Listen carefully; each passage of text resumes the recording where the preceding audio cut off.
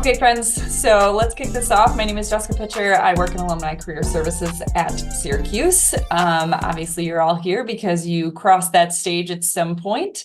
So you are here for a quick 30-minute session on how to improve your job search in 30 minutes or less.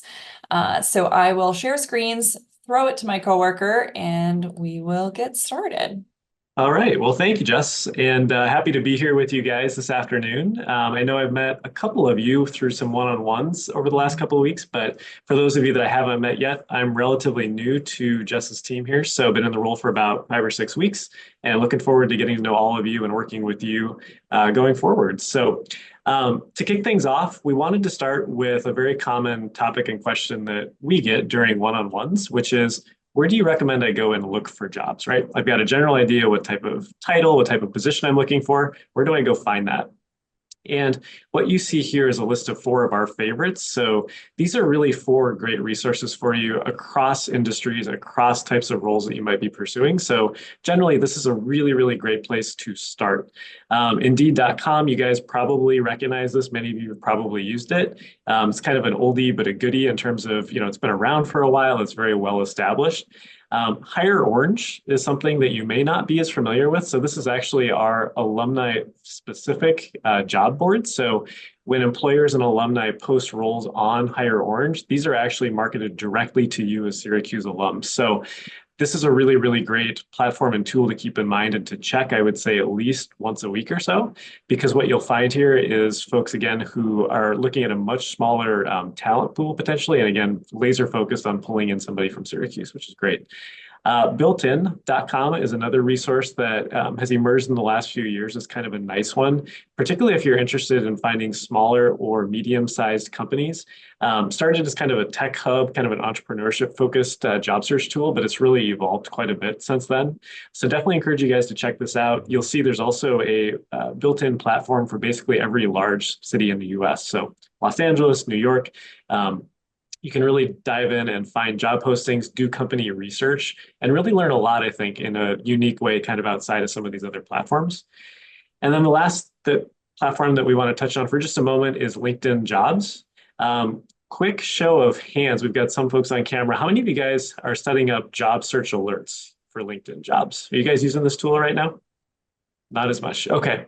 So this is a really, really amazing one to add to your list. With the caveat, it benefits you even more if you have a strong LinkedIn profile and have built out your professional network on LinkedIn. So as you guys will see, if you click on jobs at the top and start looking at different postings, it will actually tell you and help you make connections to people in your network. So let's say one of your classmates from Syracuse is working at an organization and you're looking at a job posting at that organization. It'll help you make that connection so that you can really tap into the power of your existing network, whether it's Syracuse or somewhere else. One quick tip, quick strategy for you guys to consider is if you are setting up job search alerts, I want to get you guys thinking about doing this in a really efficient way. So it's a kind of a common mistake to set up a job search alert, get blasted every day with a long list of things, and then day after day after day, you kind of start to see the same stuff and you say, it's not really of interest to me. To avoid that, I suggest you guys do the following. So first, set up a weekly frequency. So instead of doing daily, make sure that LinkedIn is only going to send you this job search alert results once a week as opposed to once a day. And then 2, over on the left-hand side of the screenshot here, you'll see there's a filter that you can throw. So it's only going to return positions that have been posted within the past week in this case. So this will default to anytime or past month. So instead of selecting either of those, select past week, combine that with the weekly frequency, and you guys can probably see where this is going.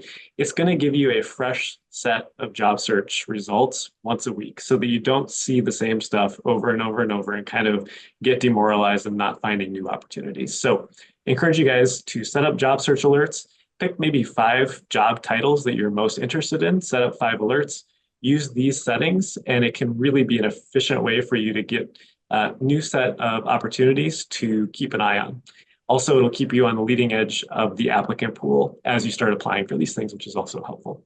So next up is to go industry specific. So we know of job boards, we've probably heard of some of what we just discussed a little bit, but making sure that we're tapping into industry specific platforms. So I just put a couple examples here. So if these industries don't speak to you and you don't want to work in those, I'm sure there are platforms and websites for the areas that you actually do want to work in. But in addition to that, I wanted to point out the APHA on the right-hand side, American Public Health Association. So maybe again, you don't want to work in public health, but using this as an example, usually there's an association in some way, shape, or form connected to the industry area that you work in or want to work in. So whether it's sport or media or this or that, if you find an association, a lot of times there's a job board that's actually on that association's website.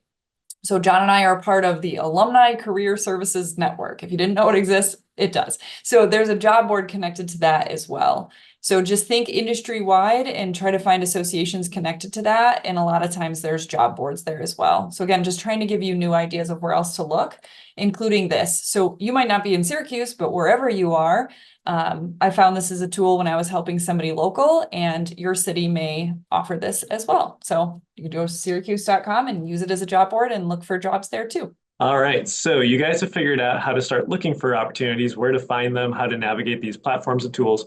But how do you stay organized as you go through this process and you really start seeing maybe 10, 20, 30 job applications that you want to, start submitting to? I recommend finding some tool. For me, it's an Excel spreadsheet, something very basic, but something very useful. It could be a Word document. It could even be an Airtable kind of a file if you are wanting to do something more elaborate. But find something that kind of becomes your one-stop shop for all of your job search organization and, as I'll talk about in just a second, your strategic outreach and your networking. So this concept that I'm showing you right now essentially comes from a book by a guy named Steve Dalton, and his whole thing is about how do you do a job search efficiently? And this is one of the core messages in his book, and I really, really like it. I think it works well. So what you see here is essentially a spreadsheet format that says, okay, here's the employers, the organizations that I know I'm interested in. Maybe I found a job posting already that I'm going to be applying to. Get that information down into your organizational tool here. And then also think about what types of strategic networking, so specifically within the Syracuse Alumni Network, can I do at these organizations in lockstep with actually applying for a role. So what I suggest doing is finding maybe 2 or 3 alumni, if you can, at Syracuse, graduates just like yourselves who are maybe sitting in the organization that you're going to be applying to, and try and get a conversation started with them through LinkedIn. It's a really, really powerful way to move the needle and actually get through that first kind of pool of applicants. In a lot of cases, you're going to be competing against hundreds, if not thousands, in some cases, of applicants. So getting a conversation started can be really, really crucial. And the alumni search tool on LinkedIn, which is what you're seeing on the screen right now, is another really, really good way to do that very efficiently. So in a few more minutes, I'll give you guys a quick tour. If you haven't used this before or maybe forgotten where to find it, I'll show you how to get there and actually search for alums. So you can do this very efficiently. Okay. Quick show of hands. How many of you guys have heard of applicant tracking software, ATS, in the job search? Seeing some nodding heads. Yep, this is a relatively new concept within the past couple of years. This has really, really accelerated. So the idea here is that a lot of organizations, as you can see with the stats here, large companies and even smaller and medium-sized organizations now are increasingly using applicant tracking softwares to scan all the resumes that come in for a job posting before it actually gets to a human set of eyes for review. So this is really, really important for you as a job seeker, right? Because in addition to all you've ever learned about writing a resume, we also have to make sure that it gets through that first step so that it actually gets in front of human eyes. So with this in mind, we are increasingly looking at some interesting AI tools that you can leverage to do this. So ATS, essentially the core concept is you want your language in your resume to as closely as possible match the language in the job description, right? So keywords, skills, technical programs, softwares that you've used, these are the types of keywords that the ATS is going to be looking for. So it really becomes a language matching exercise as much as possible with the job description you're applying to. And what you're seeing on the screen right now is one of the most effective tools. There's a bunch of these out there now, but this is really, I think, a good one to start with. So this is called JobScan, and it essentially allows you to do a side-by-side comparison between your resume that you're going to submit as well as the job description that you're going to submit it to. And what it'll do is it'll go through, it'll say, okay, here's your overall match rate, right? So the higher, the better. And also it'll say, here's some keywords, some language that I'm seeing in the job description that I don't see on your resume.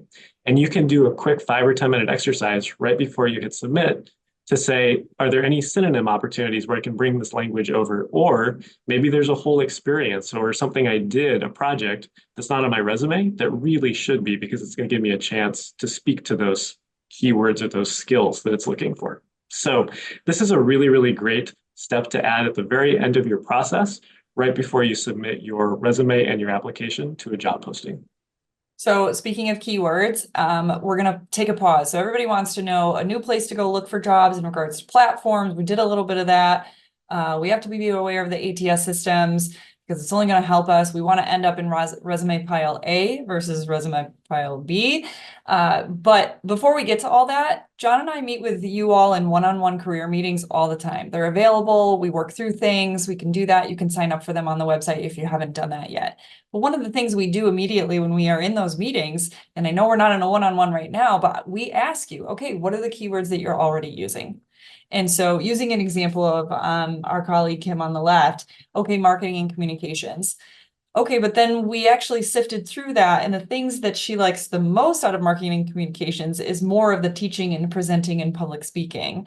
So I said, okay, what keywords are we using? Which ones are the ones that are actually speaking to you the most right now? We all like more than one thing, but when we have a search and we're going to dive in, we can go down rabbit holes all the time, but what are the keywords that are the strongest that speak to your interests, your values, your skill sets right now?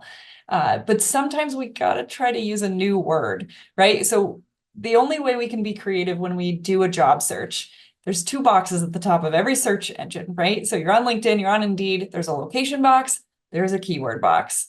Can't really get very creative in the location box. You probably are where you are, you live where you live. It's the keyword box where we can get creative. So if we need new words, I want to try to flush out your interests a little bit more. And if we're looking for inspiration, I'm going to give you a suggestion of something to do after today. Go find 2 job descriptions, and now use that job description as inspiration. So you'll see at the top of this, it says, we don't have to read through all of this, but it says what you'll do, delivers newscasts. Well, if I say the word newscast to you and you already told me marketing comms and broadcasting and whatnot, maybe we need to take the word newscast and put it in the keyword box and try that in a search, right? This is all algorithms and data and analytics on the back end. So maybe it's just the words that we're using that aren't getting us the opportunities in front of us. So my suggestion is to go find 2 job descriptions of interest, pull keywords and phrases that sound remotely interesting to you, and then make a list. So just like here, I tell people to start a draft of an email to themselves. That way it's not a loose leaf piece of paper that you've lost. It's not somewhere in your cell phone. Start a draft of an email and call it keywords and put in there those words and phrases that are going to speak to your interests. Sometimes we're struggling with identifying what those are, and John can talk a little bit more about that, but this is definitely, we've got to be able to articulate to some degree what it is you're looking for. And if you're looking for creative keywords, one option is to dig and borrow and steal from job descriptions that already exist. All right. So all of what we've talked about so far is really, really great, especially if you have a really good sense generally of what kind of job you're seeking, right? But a lot of the alumni that Jess and I meet with, and a lot of people, just their reality professionally now is they're maybe a half step back from that, and they want to try and get a better sense of what their career path is going to be. Maybe they're thinking about a pivot or just a slight adjustment or going into something that's directly adjacent to where they sit now in their career. This is increasingly something that we're talking about with alums. And I wanted to offer up a couple of resources that I think are really, really great starting places if you are sitting in that space of trying to figure out what's next. So the first one that you'll see here is Teal, and I'll put the link for both of these in the chat box too. Teal is a great platform for a lot of things, but it's got a really nice career path exploration tool going on that you can use. And it really is kind of from a traditional perspective of, what career paths should I be considering based on my interests, maybe based on my background and my skill sets. The second one that you'll see here in the screenshot is something called Spark Type Assessment. And this one's pretty different, I would say, compared to Teal. What I like about SparkType is this one kind of approaches it from a different lens and says, what kind of work gives me energy, gives me the greatest sense of fulfillment. And then essentially you can take that and say, okay, how do I approach this? Maybe it's solving a specific problem that's out there in the world, right? What are the industries? What are the different types of work, job titles even, that I can use to devote myself to that problem or that work or that sense of purpose that I've identified? So play with SparkType, I think, too. It's a really, really compelling tool. It's a newer one, but I think it's a really great way to get a good sense for some direction and just that higher level kind of calling of what you want to devote yourself to as a professional. The second kind of strategy here that I think is really cool and something that we talk to alumni a lot about is using the alumni search tool on LinkedIn to actually look at different career paths. So I'm going to go ahead and share my screen with you guys, and I'll give you a quick demo on this one. All right, so we're just logged into LinkedIn, and this will also serve as a refresher, guys, like I mentioned a couple of minutes ago, for getting to the alumni search tool and actually using it for targeted outreach. So what we're going to do is we're going to go to our search box up here, and we're going to type in Syracuse, and we'll see the school page comes through, and we're just going to click right on through to this search result. And we're going to know that we're in the right area because we've got this alumni button sitting right here. So the refresher piece of this, guys, is again, this is where you can look through 150 some thousand of our Syracuse alums and say, okay, who do we have that are Syracuse alums that are sitting at NBC Universal here in Los Angeles, or whichever organization you're interested in potentially applying to a job at. So use it in that way.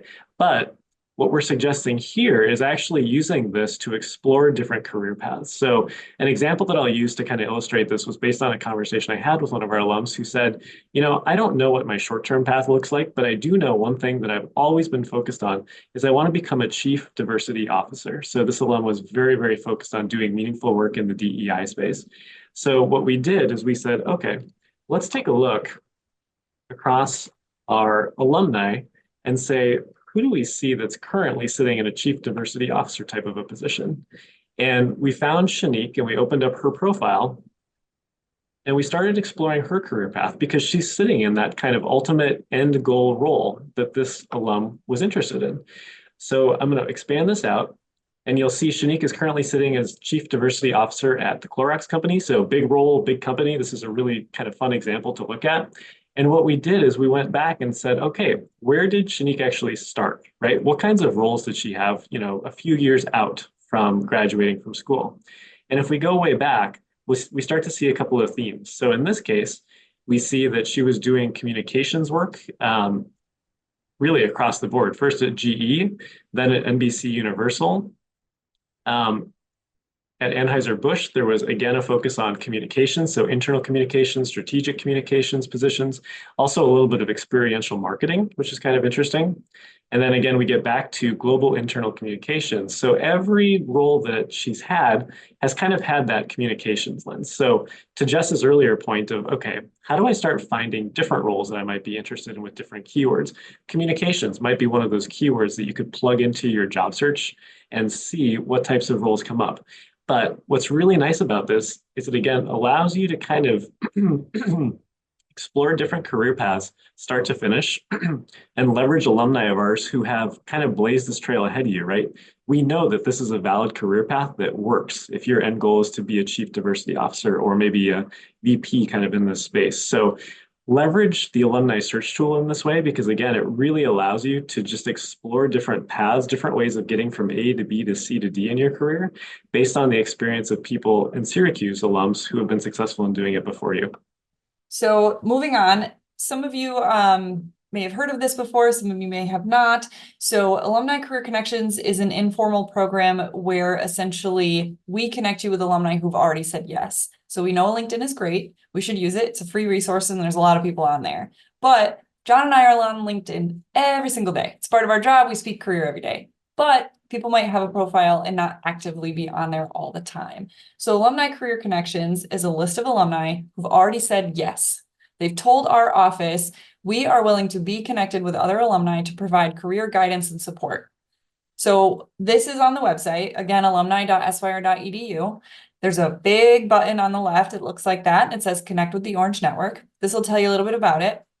But essentially, if you're saying to yourself, I would like to connect with other alums in the media industry, in this area, in New York City, in Boston, whatever it is, what happens is you email alumni careers at syr.edu and you'd say, I'd love to look at the career connections list. What happens is it's a basic Excel. So you're going to sort it based on city, based on industry, based on the major that they graduated SU with, whatever you want. You're going to find up to 5 folks. We start there and you're going to send us back those names. The great piece about this, in addition to LinkedIn, is that we connect you with the people that you're interested in being connected with, again, because they already told our office yes, via personal email.